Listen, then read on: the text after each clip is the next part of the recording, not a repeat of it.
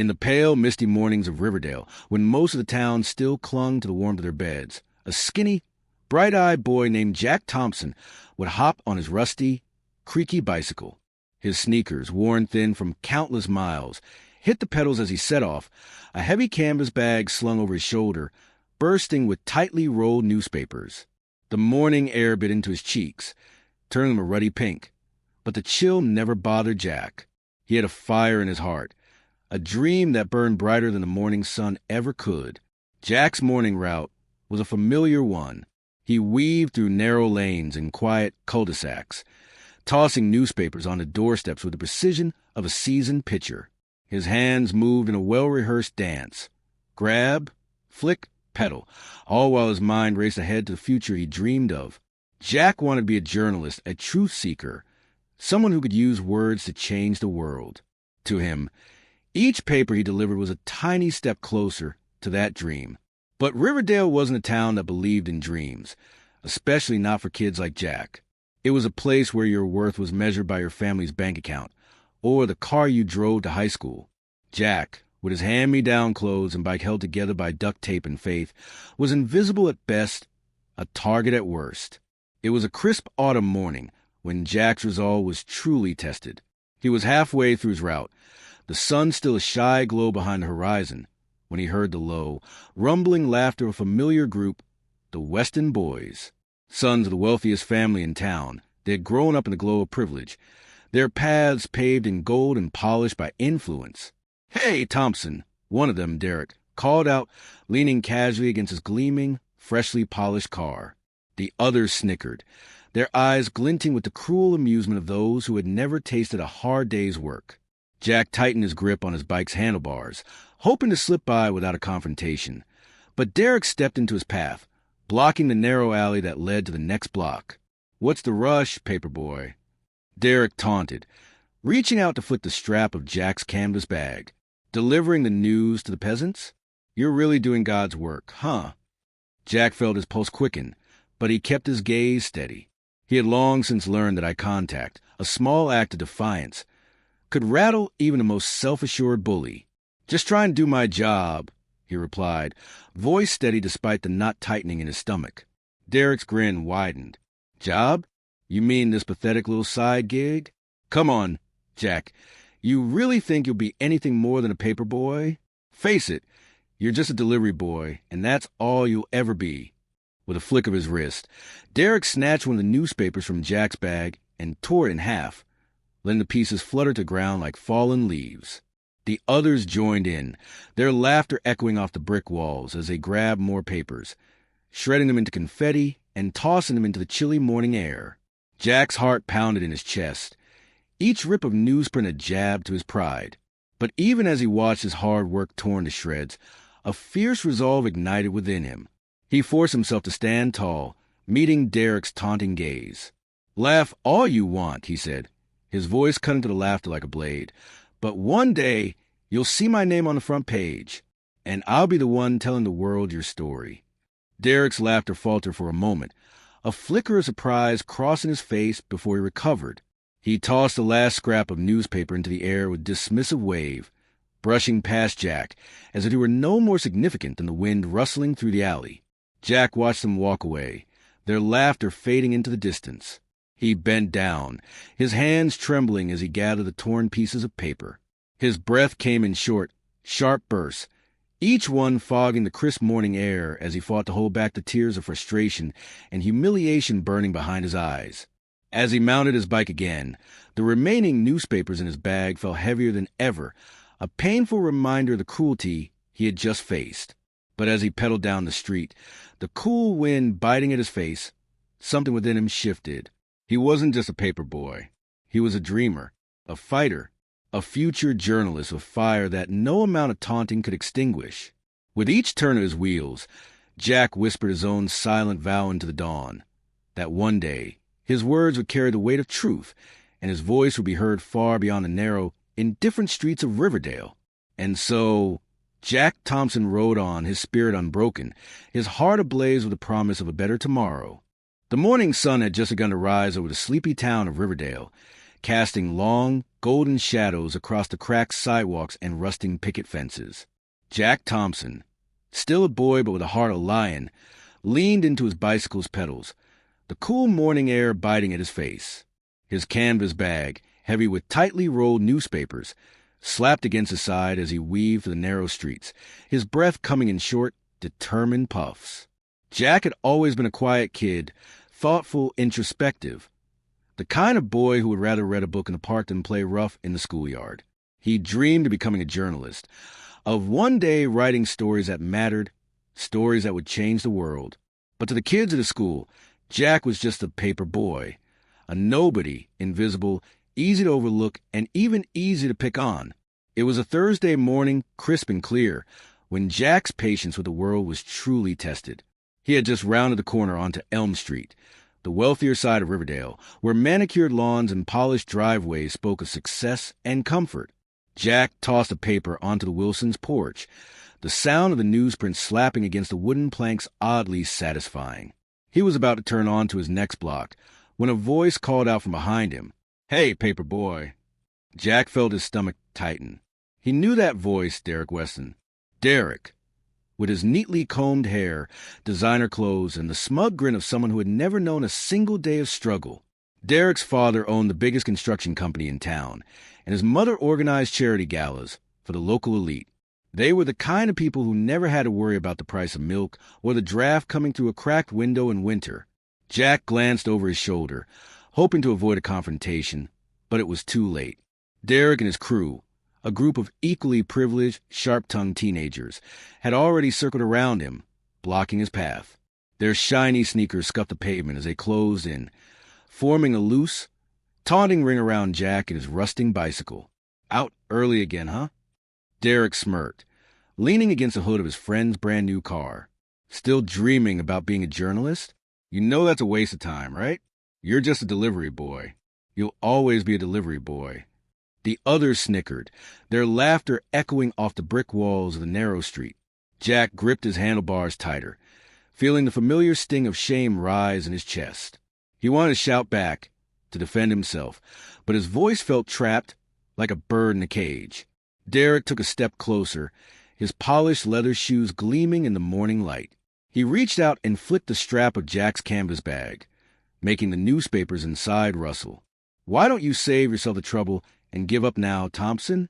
Guys like you don't make it out of this town. You just end up working dead-end jobs, still delivering newspapers when you're 40. The others burst into fresh peals of laughter, their voices harsh and cruel. One of them, a tall boy with a varsity jacket slung over his shoulder, leaned in, his breath hot against Jack's cheek. "Yeah, Jack, you're wasting your time. You'll never be anything more than a paper boy." For a moment, Jack's vision blurred, his cheeks flushed with a mix of humiliation and rage. He could feel his hands trembling on the handlebars, his knuckles white against the chipped, rusting metal. But then, somewhere deep inside, a spark ignited. A voice, quiet but unbreakable, whispered to him, reminding him of his dreams, of the nights he spent scribbling stories by flashlight, his imagination turning ordinary moments into extraordinary tales. Jack straightened his back, his brown eyes locking onto Derek's. "Laugh all you want," he said, his voice steady now, each word clear and sharp, cutting through the chilly morning air. "But one day, you'll see my name on the front page, and I'll be the one telling the world your story." The laughter stopped, if only for a moment. Derek's smile faltered, his eyes narrowing as if he hadn't expected Jack to push back. But then, just as quickly, his smirk returned. He shrugged, turning away with a dismissive wave. "Whatever, Paperboy. Keep dreaming." Jack watched them walk away, their voices fading into the distance, swallowed by the hum of car engines and the rustle of autumn leaves. He took a deep breath, his heart still racing but his spirit somehow lighter. He felt the fire in his chest grow, the small, steady flame of a boy who refused to be broken. As he mounted his bike again and pushed off, the world seemed a little less daunting. Each push of the pedal, each turn of the wheel, brought him closer to his dreams. Jack Thompson, the paper boy, the dreamer, the future journalist, rode on, his resolve unshaken, his purpose clearer than ever. And as the morning sun continued its slow rise over Riverdale, Jack whispered his silent vow into the wind that one day he would prove them all wrong. The years had slipped by like autumn leaves carried away by the Riverdale winds. Jack Thompson, once the scrawny paper boy with a heart full of dreams, had grown into a young man. He had left his small hometown for the bustling streets of New York City, the very heart of American journalism. The city's endless hum and neon lights were a far cry from the quiet, tree-lined streets where he had first learned the power of the written word. But life in the big city was far from the romantic dream Jack had imagined.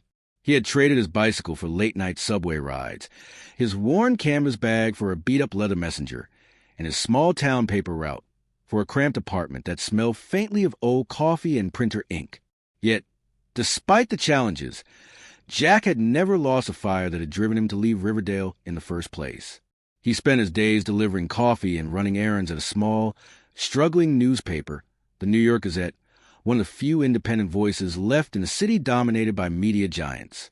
Jack's big break came on a rainy Tuesday, the kind of day when the city felt more like a gray jungle than a beacon of opportunity.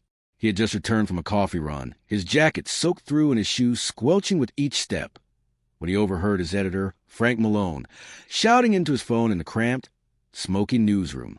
"Damn it, we need someone on this story now. If we don't break it first, the Tribune will eat us alive." Malone's voice cut through the clatter of typewriters and ringing phones. He slammed the receiver down, his thick fingers drumming furiously on his desk as he scanned the chaotic newsroom for a solution. Jack, his heart pounding, hesitated for only a second before stepping forward. "Mr. Malone," he said, his voice steady despite the nervous sweat prickling his palms. "I can do it." Malone's eyes, sharp and skeptical behind his wire-rimmed glasses, narrowed as he looked Jack up and down. The old editor had seen 1,000 eager young reporters come and go, most of them chewed up and spit out by the ruthless grind of the news industry. But there was something in Jack's eyes, a flicker of determination, a hint of the same fire that had once driven Malone himself. "You." Malone's voice was thick with disbelief. "Kid, you're a coffee boy.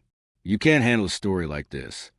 Jack squared his shoulders, the ghost of every morning he'd spent dodging Derek Weston's taunts flashing through his mind. He had been underestimated his entire life. He was done being overlooked. "Give me a chance," Jack said, his voice rising above the newsroom clamor. "I know the city. I know the people. I've got a nose for a good story, and I won't let you down." Malone stared at him for a long, uncomfortable moment, his fingers still tapping against the desk, his jaw working as if chewing over Jack's bold offer. Finally, he sighed, grabbing a thick manila folder from the edge of his desk and shoving it into Jack's hands. "All right, kid," Malone grumbled, leaning back in his creaking chair. "But if you screw this up, don't bother coming back. This paper can't afford any more screw-ups." Jack's heart raced as he clutched the folder, his fingers shaking slightly as he glanced down at the headline scrawled in red ink, "City Hall Corruption Scandal. Follow the money." His pulse quickened, his mind already racing to the possibilities, the connections, the secrets waiting to be uncovered.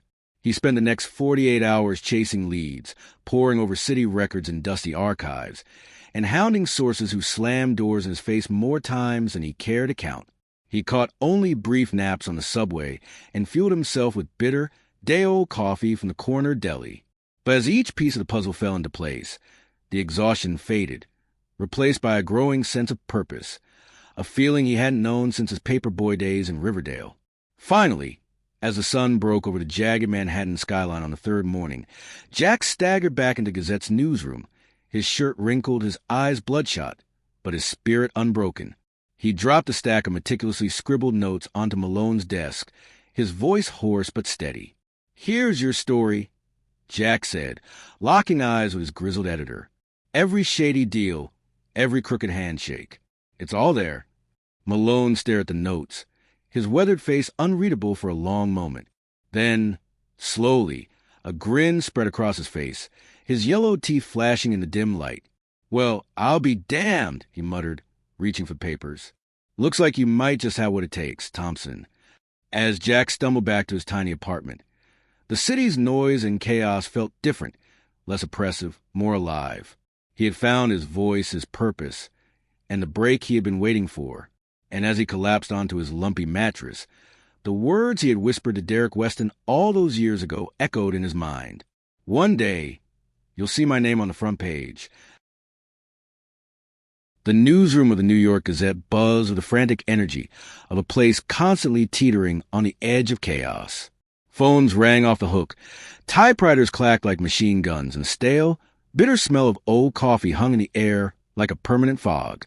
Jack Thompson, once a small-town paperboy, now a young but relentless journalist, thrived in this chaos. He had earned his place here through long nights and endless cups of coffee, his fingers stained with ink and his eyes always bloodshot from chasing the next big story. But today felt different. The air was thicker, the murmurs among his colleagues more intense, their eyes darting nervously over the tops of their desks. Jack glanced around, his instincts, honed from years of sniffing out stories, tingling with a familiar sense of foreboding. Something was off. Frank Malone, the Gazette's grizzled, no-nonsense editor, stormed into the room, his face a storm cloud of frustration and anger. He slammed a thick, yellow manila folder onto Jack's cluttered desk, the papers inside rustling like the whisper of bad news. "Thompson," Malone barked, his voice rough from years of shouting over clatter of typewriters. "You're on this." Jack looked down at the folder, the bold, red letters stamped across the top, sending a chill down his spine. City Hall scandal, confidential. He reached out, his fingers brushing the fraying edges of the folder, the weight of the opportunity settling on his shoulders. He had been chasing this lead for months, piecing together fragments of whispered conversations and shadowy backroom deals. This was his chance to blow the story wide open, to shine a spotlight on the corruption festering at the heart of the city's power. "You're giving this to me?" Jack managed, his throat suddenly dry. Malone's eyes narrowed, his jaw clenching. "Don't make me regret it. You screw this up, and it's both our heads on the chopping block." Jack nodded, the fire in his chest igniting once more. This was it, the moment he had been waiting for, the chance to prove that the kid from Riverdale, the boy who once tossed newspapers onto doorsteps, had become a force to be reckoned with. The next few weeks were a blur of late nights and whispered phone calls, of shadowy meetings in smoky, dimly lit bars and hours spent hunched over public records in the basement of City Hall. Jack's world shrank to the narrow corridors of the Gazette and the dusty stacks of the city archives, his days and nights bleeding into each other as he hunted down every lead, every scrap of evidence, every piece of the puzzle. The deeper he dug, the darker the truth became. The scandal reached far beyond the crooked city officials he had suspected, stretching into the upper echelons of the city's elite. Politicians, businessmen, even police chiefs, all tangled in a web of bribery, extortion, and cover-ups. But with each new revelation came new dangers. One night, as Jack stumbled out of a diner after a late meeting with a confidential informant, a black car pulled up alongside him, its tinted windows reflecting the harsh, neon lights of the city. The passenger window slid down slowly, revealing a pair of cold, calculating eyes. "You're poking your nose where it doesn't belong, Thompson," the man said, his voice low and threatening. "Walk away, or you might find yourself in a headline as the victim." Jack's heart pounded, his palms suddenly clammy, but he forced himself to stand his ground, to meet the man's gaze without flinching. He had come too far, sacrificed too much, to back down now. "The truth doesn't scare me," Jack shot back, his voice steady despite the icy fear creeping down his spine. "And I'm not backing down." The window slid back up, the car pulling away with a screech of tires, leaving Jack alone in the cold, damp air of the city night. He watched the taillights disappear into the darkness, his breath coming in short, sharp bursts, the adrenaline still coursing through his veins. Finally, after weeks of relentless digging and countless sleepless nights, Jack had his story. He stood in Malone's office, the thick, crumpled stack of notes in his hands, his eyes bloodshot, but blazing with the fire of a man who had just wrestled the truth from the jaws of the powerful. "Here it is," he said, dropping the stack onto Malone's desk, his voice rough from lack of sleep, but laced with triumph. "Every dirty deal, every crooked handshake, it's all here." Malone leaned back in his chair, a slow grin spreading across his weathered face. "Damn good work, Thompson," he said, his gravelly voice tinged with a rare note of approval. "Well, you're going to blow the lid off the city." As Jack stumbled back to his tiny apartment that night, the city's noise and chaos felt different, less oppressive, more alive. He had found his voice, his purpose, and the break he had been waiting for. And as he collapsed onto his lumpy mattress, the words he had whispered to Derek Weston all those years ago echoed in his mind. "One day, you'll see my name on the front page." And for the first time in his life, Jack knew that day was closer than ever.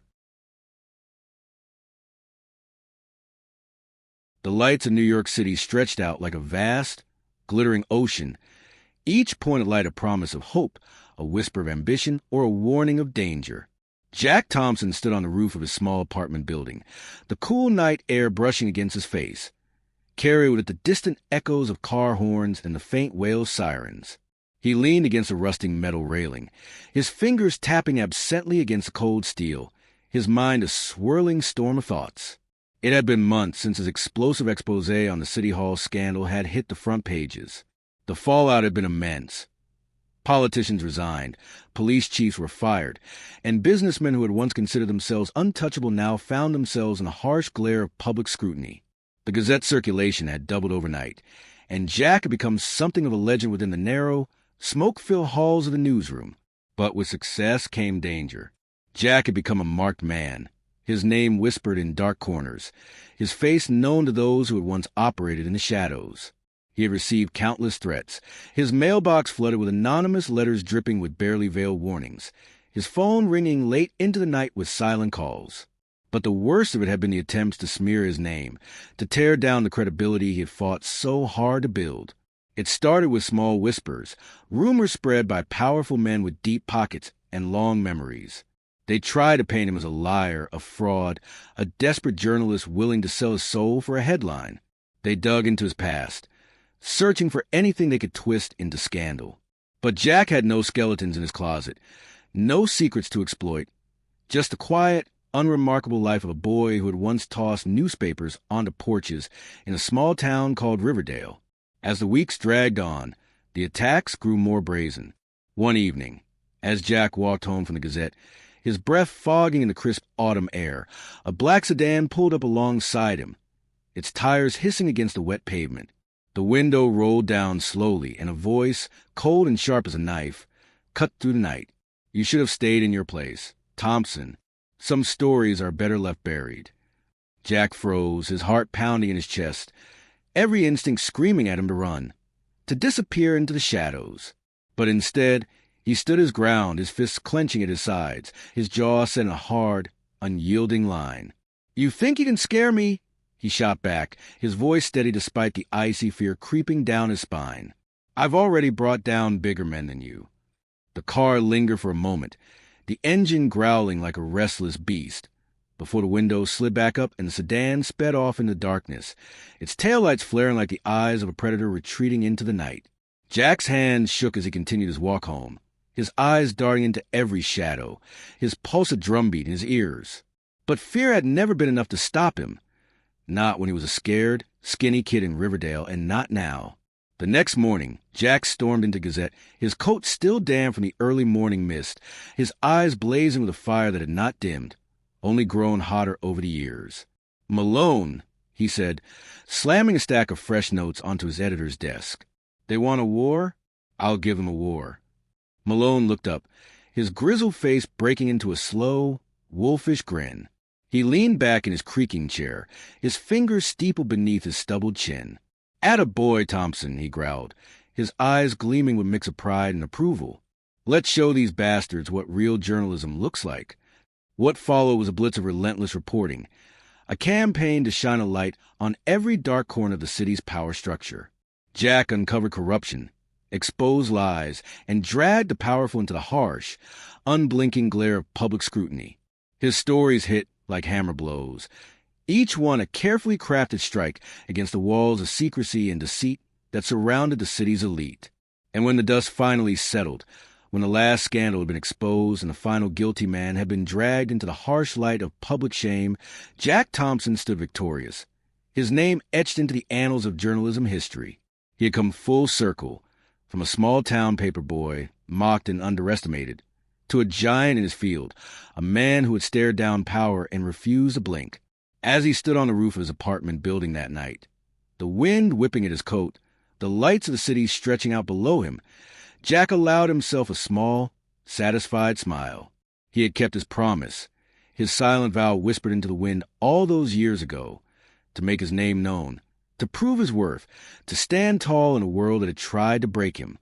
And as the city pulsed and thrummed beneath his feet, Jack Thompson whispered a final word into the cool night air, his breath a ghostly wisp that vanished into the darkness. Justice.